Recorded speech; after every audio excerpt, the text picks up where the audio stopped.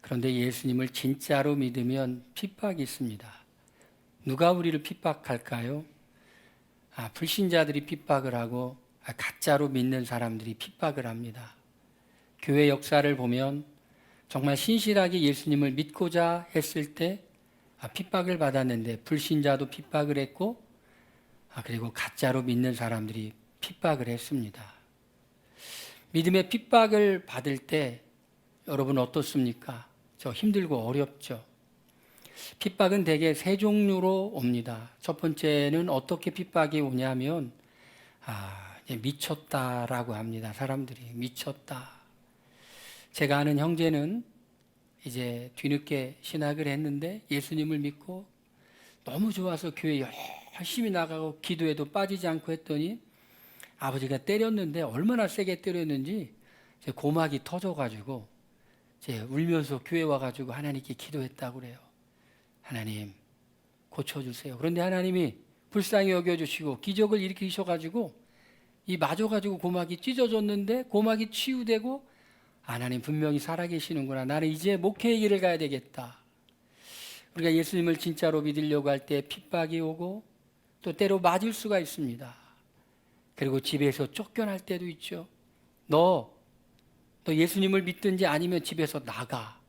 여러분 정말 그렇게 말하는 사람들도 있습니다. 그렇게 말하는 부모님들도 있어서 옛날에는 예수님을 믿는 순간 집에서 쫓겨나는 수도 있습니다. 또 때로는 교회 열심히 다니려고 하는데 부모님이 찾아와가지고 교회 바깥에서 그 자녀를 데리고 집에 가는 그런 경우도 있습니다. 우리 다음 주에 우리 교회에서 여름 수련회를 가는데 그때에 이제 제 친구 가족이 옵니다. 우리 교회 이제 예약하는데 까따리로 하나 더 이렇게 예약을 했어요. 그 친구가 오는데 그 친구가 어떤 친구냐면 고등학교 때 제가 전도를 했어요. 전도를 해가지고 교회 이제 막 다니기 시작했습니다. 교회에서 무슨 행사를 한다고 그러니까 열심히 이제 평일날 나와서 연습하고 연극 연습하는데 아버지가 오토바이 쫙 타고 오셔서 교회 앞에다가 오토바이 딱 세워놓고는 이렇게 해가지고 딱 잡아가지고 태우고 가는데 그 뒤로 한 번도 교회 못 나왔어요. 아직까지 못 나오고 있습니다. 그런데 이제 우리 교회 수련회 가는데 까따리로 이렇게 갑니다. 로마의 교인들이 마가복음의 최초의 독자였는데 얼마나 핍박이 많았습니까? 네로 황제가 로마시에 화재가 발생하니까 그 책임을 로마에 있는 기독교인들에게 뒤집어 씌우고 죽이기도 하고 때리기도 하고 그리고 검투사를 만들기도 했습니다.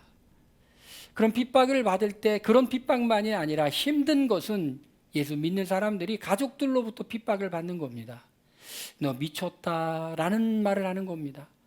너 제정신 아니다 이런 소리를 듣는 겁니다. 여러분 우리가 정말 예수님을 제대로 바로 믿는다면 너 정상이다 이런 소리가 아니라 너 미쳤구나 이런 소리를 최소한 한 번 이상은 들어야만이 그거 진짜로 믿는 사람입니다. 여러분 어떻습니까? 예수님을 믿으면서 너 미쳤냐? 이런 소리 들어보셨습니까? 너 제정신이냐? 이런 소리 들어보셨습니까? 너 혹시 뭐 쉬운 거 아니냐? 이런 소리 들어보셨습니까? 이런 소리 들어봤다면 그 사람은 진짜 믿었던 그리고 지금 믿고 있는 사람입니다. 여러분 왜 우리는 믿는 사람들은 너 미쳤냐? 이런 소리를 들을까요? 우리는 예수님을 믿으면서 새로운 소망이 생겼고 예수님을 믿으면서 우리가 보지 못하는 것을 보았고 예수님을 믿으면서 우리가 듣지 못하는 것을 들어서 우리는 어떻게 되었습니까? 새로운 피조물 변화된 삶을 살기 시작했어요. 우리 믿는 사람들은요 고난 중에 원망하고 불평하는 것이 아니라 고난 중에 기도하는 거예요. 우리 예수 믿는 사람들은요 어려움 속에서 하나님을 원망하는 것이 아니라 우리 어려움 속에서 감사할 것이 무엇인가를 찾고 기도할 것이 어떻게 기도할 것인가를 찾고 믿지 않는 사람들과는 다른 삶의 모습을 보여주는 거예요. 제가 아는 목사님이 설교하는데 그런 얘기를 해요. 자기 교회에 어떤 사람이 교회 다니겠다고 왔는데 왜 왔냐면은 사업에 실패하고 노숙자가 되어서 여기저기를 떠도는데 어떤 산속에 움막 같은 집을 짓고 음악 같은 집에 이렇게 자녀와 부모가 라면 하나 끓여놓고 먹는데 이렇게 옛날에는 그런 사람들이 있었잖아요. 산속에서 음악 치고 사는 사람들이 이렇게 하도 배고파서 들여봤더니 라면 하나 놓고 그렇게 진짜로 진실하게 감사의 기도를 드리더래요. 나도 예수님 한번 믿어봐야 되겠다. 그래서 교회 왔다라는 것이에요. 여러분, 예수님을 믿으면 우리의 마음 가운데 소망이 있고 기쁨이 있고, 그렇기 때문에 우리는 다른 삶을 살 수밖에 없어요. 그래서 우리 주변에 있는 가족들이, 우리의 친척들이 그럽니다. 너 미쳤냐? 그럽니다. 사도 바울은 이렇게 고백합니다. 내가 미쳤어도 하나님을 위한 것이요 정신을 위하여도 하나님을 위한 것이다. 할렐루야. 사도 바울이 복음을 전하다가 예루살렘에 붙잡히고 그리고 옥에 갇히고 핍박을 받는데, 로마의 총독이었던 베스토가 이런 얘기를 합니다. 너의 많은 학문이 너를 미치게 했구나. 여러분, 우리 예수님 안 믿는 사람들이 볼 때는 우리 미친 사람이라고 하는 것이 당연합니다. 미친 사람이라는 소리를 못 들어봤으면 오늘 집에 가서 회개하시길 바랍니다. 나는 평생에 미쳤다는 소리를 못 들어봤어. 나 회개해야 되겠다. 왜냐하면 우리가 믿지 않는 사람들이 볼 때 우리가 미친 사람처럼 보일 수밖에 없는 거예요. 그들이 못 본 것을 보았고, 그들이 듣지 못한 소리를 들었는데, 그게 무엇입니까? 하나님이 우리를 너무나 사랑하신다는 그 얘기를 들었는데 우리의 가슴이 뛸 수밖에 없습니다. 우리의 심장이 움직일 수밖에 없습니다. 우리가 기쁨과 소망을 가지고 교회에 올 수밖에 없습니다. 할렐루야. 너 미쳤구나. 너 미쳤구나. 교회에 그렇게 매주 꼭 나가야 되냐? 적당히 믿어봐라. 여러분, 적당히 믿으면 사람들이 핍박하지 않습니다. 그냥 내버려 둡니다. 그런데 적당히가 아니라 진짜로 믿으면 사람들이 핍박을 합니다. 오늘 말씀을 보니까 예수님이 성령의 기름 부으심을 받고 예수님의 사역을 하니까 친족들이 이렇게 말합니다. 붙들러 와서 말합니다. 미친 거야.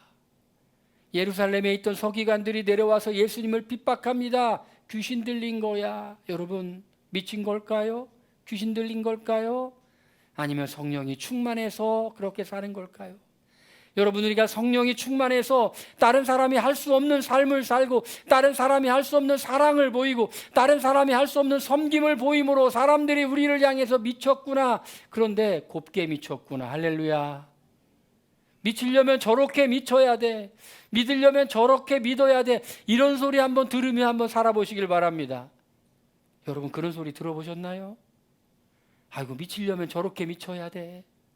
믿으려면 저렇게 믿어야 돼. 왜 그래요?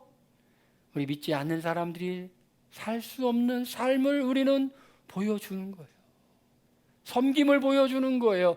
사랑을 보여주는 겁니다. 헌신을 보여주는 겁니다. 세상을 이기는 승리의 믿음을 보여주는 겁니다. 그런 믿음을 보여줄 때 사람들은 우리를 미쳤다고 하고 귀신 들렸다고 하고 뭐가 쉬었다고 하지만 하나님은 잘하고 있다. 할렐루야.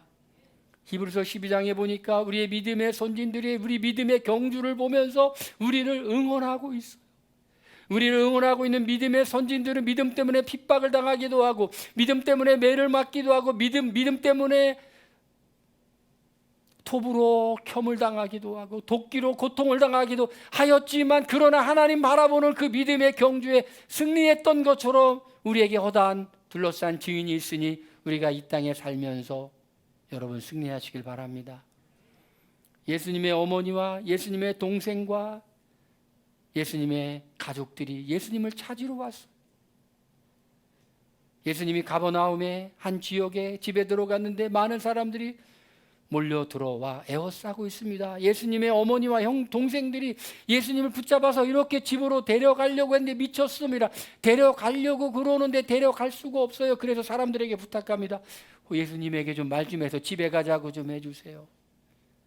사람들이 예수님께 이렇게 말합니다. 예수님의 당신의 어머니와 당신의 형제들이 당신을 찾나이다. 예수님 이렇게 말씀하셔요. 둘러선 무리를 보시고 누가 나의 어머니며 누가 나의 모친이며 누가 나의 형제냐. 여러분, 이 마가복음을 읽었던 로마의 성도들은 어떤 생각이 들었을까요? 참 핍박이 많았을 겁니다. 가족들로부터 너 그럼 나가, 너 그럼 내가 너 등록금 절대로 안 대줘. 이 근처에 이제 화곡동 쪽에 있는 제가 아는 교제하는 목사님은요, 고등학교 때 공부를 열심히 했는데 그 교회 담임 목사님이 제가 고등학교 때 교목이었던 목사님이 개척한 교회였어요. 그런데 제가 다니던 고등학교에 교목이었던 그 목사님은 진짜로 열심히 특심이었어요. 늘 기도하고 목이 늘 쉬어 있어요. 저도 목이 좀 쉬어 있죠? 늘 목이 쉬어 있어. 막 기도하고 얼마나 열심히 기도하고 그랬는데 믿지 않는 학생들조차도 그 교목 선생님을 존경했어요. 왜냐하면은 정말 열심히 기도하고 열심히 부르짖어 외치고 그랬는데 안 믿어도 존경을 해. 왜? 진짜기 때문에. 그런데 그 열심히 특심인 교회에 목사님인 그 교회에 이렇게 고등학교 학생 때 다녔는데 거기서 은혜를 받은 거예요. 은혜를 받아가지고 신학교에 가겠다 그러니까 부모님이 돈 못 대준다. 네가 알아서 다녀라. 그래가지고 거의 이렇게 고학 비슷하게 다녔다는 거예요. 집에서 취급도 안 하고 미쳤다고 하고. 그런데요, 참 하나님의 은혜는 정말 하나님께 열심히 부르짖고 기도하는 그 사람에게는 하나님이 틀림없이 길을 열어주시는 줄로 믿습니다. 제가 간증을 들어보니까요, 아주 열심히 특심해요. 1년 동안 학교 휴학하고 기도원에 이렇게 허름한 기도원에 가서 열심히 기도했는데 뜬금없게 조용기 목사님이 와서 막 기도를 해주더라는 꿈을 꿨는데 조용기 목사님이 안수해 주더라는 거예요. 그러더니 순복음교회 목사님 됐어요. 침례교 목사님이. 침례신학대학교 나와서 순복음교회 목사님이 됐어요. 요 화곡동에 교회도 아름답게 짓고. 제가 그 꿈 얘기를 들으면서 참 신기하다. 조용기 목사님이 안수해가지고 순복음교회 갔나 보다. 이 캐나다에 이 이민목회 이 부교육자로 가가지고 막 능력을 받아가지고 학생들 이렇게 정말 이 뺀질뺀질하는 이민교회 애들 막 데리고 수련회 가서 안수했더니 다 방언을 받고 한두면 그 목사님 말씀 표현이 그래요. 정말 싸가지 없는 애들 한두면 빼놓고 다 방언을 받았대. 그 목사님 표현이. 그런데 부모님이 너는 네가 알아서 알아라. 여러분, 그럴 때 어떻습니까? 로마에 있는 핍박받는 그 성도들이 가족으로부터도 버림을 받아요. 네가 알아서 살아라. 그럴 때 버려진 듯한 느낌이지 않겠습니까? 이 말씀을 읽으며 어떤 마음이 들었을까요? 둘러선 사람을 예수님께서 보시고 앉은 자들을 보시고 예수님께서 말합니다. 누가 내 어머니며 내 형제냐 말합니다. 바로 이들이 주의 뜻대로 행하는 자들이 내 형제고 내 모친이다라고 주님께서 말씀하시는 거예요. 그 순복음교회 목사님이요, 침례신학대학교에서 자기 섬기는 교회까지 걸어가는데 버스비가 없었대요. 버스비가. 잠은 어디서 자냐면 잠은 그냥 교회에서 자고 겨우 승차권 있으면 이제 학교에 가가지고 공부하고 이렇게 그냥 그야말로 그래 기도를 했대요. 하나님께. 하나님, 너무 이렇게 버스비라도 달라고 그랬더니 누가 이렇게 봉투에 넣어가지고 버스 옛날에 승차권을 이렇게 주더라는 거예요. 여러분, 우리가 때로 우리 육신의 가족으로부터 이해함을 받지 못하고 핍박을 받고 미움을 받는다 할지라도 우리에게는 뭐가 있냐면 새로운 영적인 가족이 있는데 그 새로운 영적인 가족은 뭐냐면 예수님 앞에 예수님 주변에 둘러 모인 사람들이 새로운 영적인 가족 교회라는 겁니다. 할렐루야. 로마에 있는 성도들이 이 말씀을 들을 때 그래, 나는 육신의 가족들로부터 핍박을 받고 버림을 받았다 할지라도 나에게는 새로운 영적인 가족이 있는데 예수님을 믿는 이 사람들이 나의 영적인 가족이야. 오늘 말씀 보세요. 둘러선 자들을 보시고라고 말씀하고 있어요. 둘러선 자들을 보시고. 예수님이 가운데 앉아 계시고 사람들이 이렇게 둘러서 있을 거예요. 왜 둘러서 있을까요? 예수님의 말씀을 듣기 위해서. 여러분, 우리 제가 이렇게 있지만 사실은 두세 사람이 내 이름으로 모인 곳에는 나도 그들 중에 있느니라. 이곳에는 예수님이 주인이시고 예수님이 영으로 임재해 계시고 예수님을 중심으로 우리가 모였다는 거죠.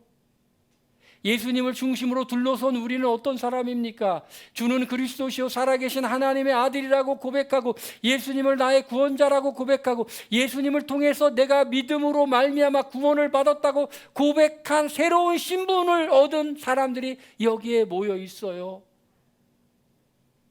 그래서 주님이 이렇게 말씀하시죠. 물과 성령으로 거듭나지 아니하면 하나님 나라에 들어갈 수가 없다고 그랬는데, 여러분, 우리는 두 종류의 출생이 있죠. 하나는 육신의 출생입니다. 우리의 육신의 부모님을 통해.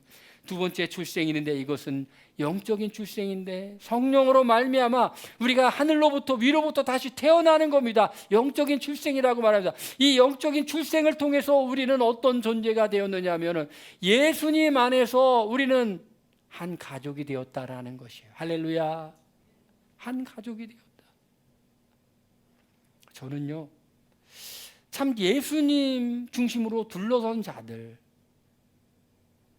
아무리 오랫동안 같이 신앙생활을 했어도 영적으로 이렇게 친밀해지지 않는 사람이 있는가 하면 잠깐 같이 신앙생활에서도 영적으로 참 친밀해지는 사람이 있어요. 진정한 가족애를 느끼는 거죠. 여러분, 누구에게 가족애를 느끼시나요? 누구에게 영적인 가족애를 느끼시나요? 예수님을 중심으로 둘러서 있다고 생각할 때 10년이 아니라 1년이라도 진정한 복음 안에서의 가족애를 느껴요. 주님의 뜻 둘러선 것 같지만 주님 뜻대로 살지 않냐고 내 마음대로 사는 사람은 10년을 20년을 같은 교회를 다녔어도 가족애를 느끼지 않는데, 정말 예수님을 중심으로 둘러선 그 사람들에게는 뭐를 느끼느냐 하면요, 가족애를 느껴요. 얼마 전에 우리 교회에 그 부부가 와가지고 힐링 모션도 가르쳐주고 특강도 해주고 그랬잖아요. 그런데 그 부부가 원래 제 모교회에서 같이 신앙생활을 했었어요. 그런데 이제 이사를 가다 보니까 그분들도 교회를 떠나고 저도 이제 주님의 인도하셔서 여기서 사역을 하잖아요. 그런데도 어떻게 해요? 그런데도 영적으로 계속 교제를 나눠요. 그분이 그래요. 그 모교회, 제 모교회를 떠나고 난 후에 여러 교회를 다녔는데, 보통 교회를 다니고 나면 이 교회 저 교회를 다니는데 그 교회를 다닐 때는 이렇게 친한 것 같지만 지나고 나면 서로 연락하지는 않는다고, 대부분의 교회들이. 그런데 그 교회에서 같이 신앙생활했던 사람들은 저하고도 물론 연락하지만 또 그때 봉사하고 섬겼던 그런 믿음의 형제들하고 지금도 그렇게 가깝게 친하게 지내요. 왜 그래요? 예수님을 중심으로 정말 둘러서 앉았었던 체험이 있기 때문에. 한 2년 전에 제가 책을 냈잖아요. 예배의 자리로 돌아오라. 거기에 그 박사님이 추천의 글을 쓸 때 저와 함께 예배의 기쁨이 무엇인지를 느껴보았다는 식으로 이렇게 얘기를 썼어요. 왜 그래요? 같이 은혜를 받아본 거예요. 저랑 같이 같은 아파트 단지에 살면서 같이 새벽 기도를 다녔어요. 같이 중보 기도를 했어요. 같이 주님의 일 위해 연합했어요. 가족애를 느낀 거예요. 그때 같이 왔던 그 여자 집사님이 우리 큰딸을 상담 한번 하게 하고 정신 차려서 대여섯 달 공부해가지고 대학교에 가는데 결정적인 역할을 해줬죠. 누가 그렇게 남의 자녀를 신경 써서 상담해주고 뭐 신경 써서 먹을 거 사주고 그럽니까? 가족애를 느끼는 거예요. 영적인 가족이다. 오라고 만나서 상담해줬더니 은혜를 받고 자극을 받고 그때부터 공부해서 정말 새로운 인생 크게 한번 터뜨려줬잖아요. 1억 원짜리 자금 한번 받아줬잖아요. 그래서 저는 그 집사님을 정말 고맙게 생각을 해요. 왜냐하면 한 번의 만남이 사람을 변화시켜 주니까. 제가 제주도에서 한 1년 동안 그렇게 있으면서 설교를 섬겼던 교회의 그 집사님 1년 있었어요. 1년 뭐 대단히 오래 있던 것 같아요. 근데 20여 년이 지났어요. 지금도 귤 보내주잖아요. 지금도 귤, 여러분 귤 드시잖아요. 그 집사님이, 안수 집사님이 보내주는 귤 드셔보셨죠? 누구 덕분입니까?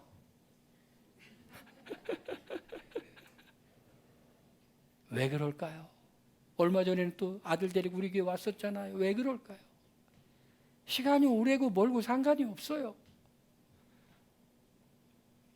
요나단이 다윗을 봤을 때 그 마음에 정말 뜨거운 우정을 느꼈던 것처럼 그리스도 안에서 예수님을 중심으로 둘러선 그 사람들은 뭐를 느끼냐면 가족애를 느끼는 거예요. 가족애. 여러분, 진정한 그리스도인들은요, 상대방을 알아봐요. 야, 영적으로 교제하고 싶다. 영적으로 정말 함께 있고 싶다. 함께 멀리 있든지 가까이 있든지 동역하고 싶다. 누가 우리의 새로운 가족입니까? 예수님을 중심으로 둘러 앉아 있는 이 사람들. 두 번째는 뭐냐면 누구든지 하나님의 뜻대로 행하는 자가 내 형제요 자매요 어머니니라.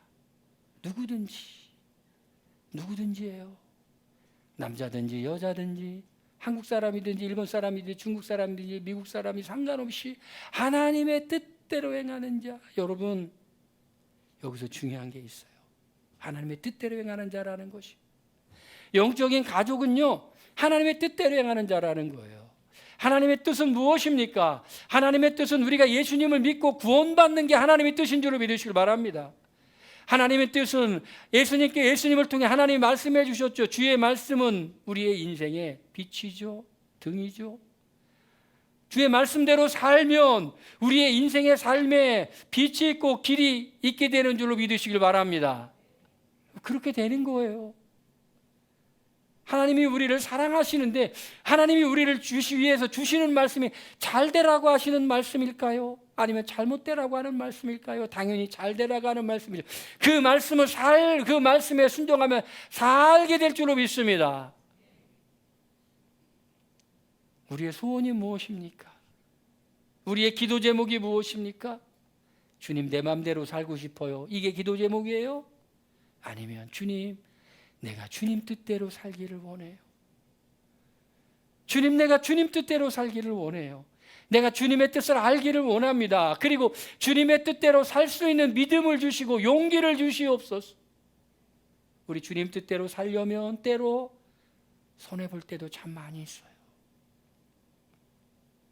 우리 주님 뜻대로 살려면 우리 자아를 꺾어야 되고, 우리 주님 뜻대로 살려면 우리의 자존심을 포기할 때도 있어요. 우리 부천교회를 인도했던 우리 이정희 총장님, 저를 소개했던 이정희 총장님, 기력이 많이 세하셨어요. 저번에 대전을 내려갔다가 제가 그 총장님을 만났어요. 그랬더니 총장님이 이제 연세가 있으셔가지고 이제 주님 앞에 부름받을 그날을 기다리고 계시죠. 근데 연세가 있으시면 옛날 얘기를 참 많이 해요.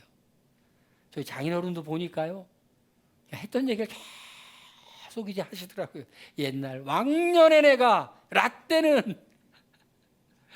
근데 그 총장님이 총장하면서 힘들었던 얘기를 하는 거예요.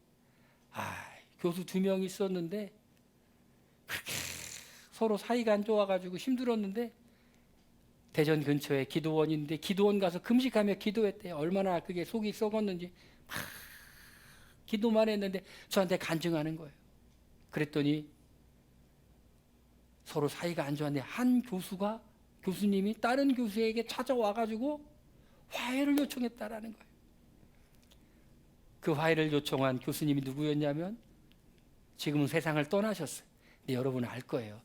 사랑은 언제나 오래 참고 사랑은 언제나 온유하며, 정두영이라는 교수님. 이 사랑이라는 노래를 작곡해가지고 우리나라 1980년대 완전 히트치기 했는데 그 교수님도 사랑하지 못하는 교수님이 계셨나 봐요. 사이가 그렇게 안 좋았대요. 그런데 그 교수님이 자기 연구실에서 이렇게 예수님 사진을 보고 있는데 그렇게 말씀하시는 것 같대요. 내가 그 교수를 위해서도 죽었다. 그렇게 말씀하시는 것 같더래요. 그래가지고 먼저 찾아가서 화해를 요청했대요. 미안하다고. 그랬더니 그 교수님이 그러더래요. 나도 잘한 건 없다고. 화해가 이루어졌대요. 그러면서 저한테 얘기를 하는 거예요. 기도밖에 없다고. 기도밖에 없다고. 여러분, 전문가라고 하는 사람들은 이 자기 고집이 너무 세잖아요. 도저히 와해시킬 수가 없는데 기도했더니 하나님이 그런 마음을 주신 거예요.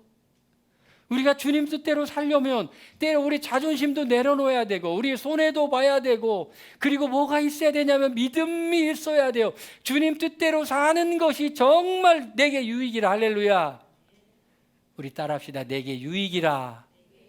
내게 결국은 유익이라. 여러분, 누가 주님의 영적인 가족이라고요? 주님의 뜻대로 살기 위해 몸부림치는 사람들이 영적인 가족이라는 거예요.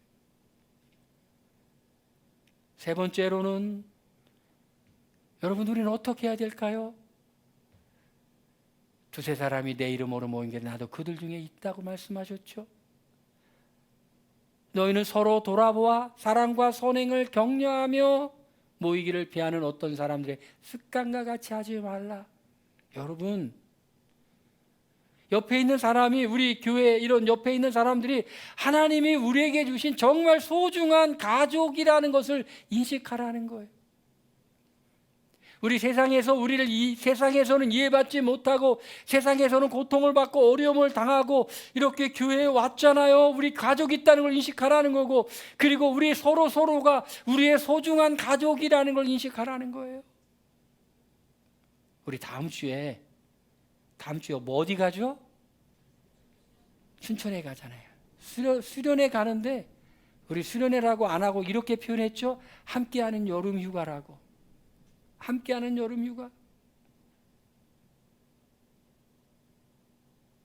멀리 있는 친척보다 가까이 있는 이웃이 낫다고 그런 속담도 있잖아요. 그런데 우리 성도들은 그런 정도가 아니에요. 우리는 매주일 모이잖아요. 어떻게 해야 될까요? 내가 당신의 진정한 가족입니다. 표현하는 방법이 뭘까요? 사랑과 선행을 격려하는 거예요.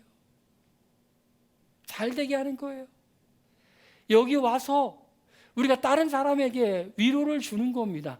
소망을 주는 겁니다. 힘을 주는 겁니다. 우리 한 사람 한 사람을 통해 내 옆에 있는 사람들이 교회에 오고 싶어지고 여기에 와서 힘을 얻고 주님을 만나고 위로를 받고 살만 난다.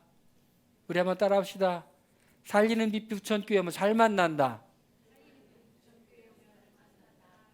애들이요, 칭찬해주고 이뻐해주면 어떻게 하는 줄 알아요? 옆에 와가지고 괜히 왔다 갔다 해요. 왜 그런지 아세요? 이뻐해달라고. 여러분, 누군가 칭찬해주고 격려해주면은요, 그 사람하고 가까이 있고 싶어요. 왜 그래요? 위로가 되니까. 위로가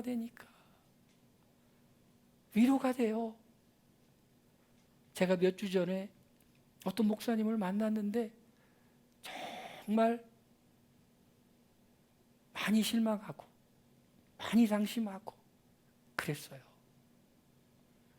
부족할 것이 없는 분인데 정말 이 고통을 당하면서 어려움을 당해 우리나라의 최고의 대학을 나오고 영국에 가서 유학을 하고 그리고 목회를 함에도 불구하고 이제 연단의 과정이죠. 맨날 그렇게 혼내키는 사람이 많아가지고 맨날 혼나가지고 기가 푹 죽었어요. 나는 그렇게 훌륭한 분을 누가 그렇게 혼내키는지 궁금하기도 해요. 기가 푹 죽었어. 제가 막 위로해줬어. 격려해줬어. 그랬더니요, 얼굴 표정이 바뀌고요, 좋아하고요. 할렐루야. 그런 소리를 못 들었대요. 최근에 별로. 세상에 그렇게 훌륭하신 분인데 혼나기만 한 거예요.